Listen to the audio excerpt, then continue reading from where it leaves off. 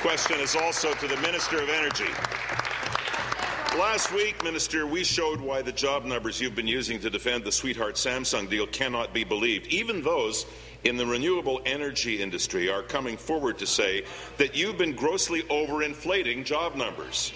For instance, you said the largest solar farm in North America would have 800 jobs, but there are only 8 permanent workers, which includes one guy who mows the lawn and the guy who guards the lawnmower. The only place Samsung may have created jobs is in Windsor. Every family in Ontario supposed to pay 46% more on their hydro bills so the Minister of Finance and the Minister of Economic Development can shovel pork into their ridings?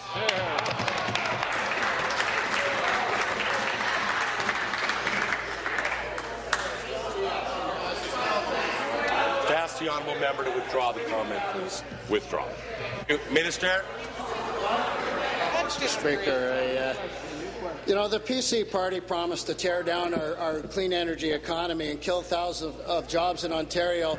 Mr. Speaker, is being rejected by families right across this province. A few days ago, Mr. Speaker, and even today, they have the audacity to stand in this House and suggest not only do they want to kill jobs across this province, they're calling into question the fact that workers who are out there working very hard across this province in our clean energy economy do not even exist. Well, Mr. Speaker, I'd like to introduce you to a young lady by the name of Misty Oakley. She's a Silicon employee with 3 young children. Miss Oakley was on social assistance before securing a job at a solar manufacturing plant. She said employment with Silicon means good security and a good future for her and her family. Mr. Speaker, we care about people like Miss Oakley.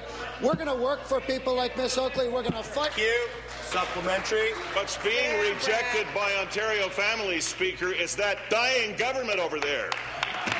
Windsor families and businesses have been losing jobs and investors because of high-priced power generated by Premier McGuinty's expensive energy experiments.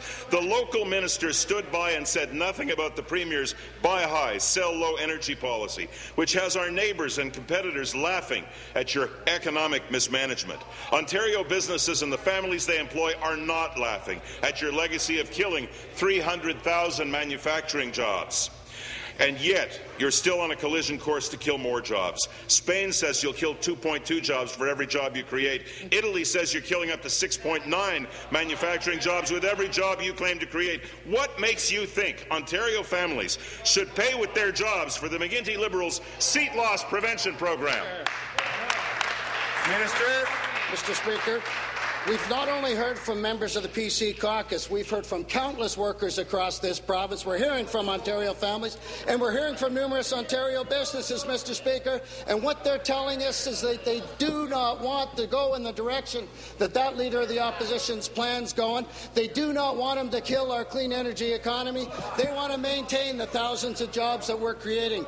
Today, Mr. Speaker, 20 businesses in the Ottawa area sent a letter to the Leader of the Opposition urging him to reverse his promise to kill our clean energy policy and the thousands of clean energy jobs across the province. This is what the letter says. Mr. Hudak, business seeks a stable economic climate investment. Your party's decision has introduced uncertainty into Ontario's economic future. Mr. Speaker, if they really cared about our economy, if they really cared about jobs, if they really cared about a cleaner health...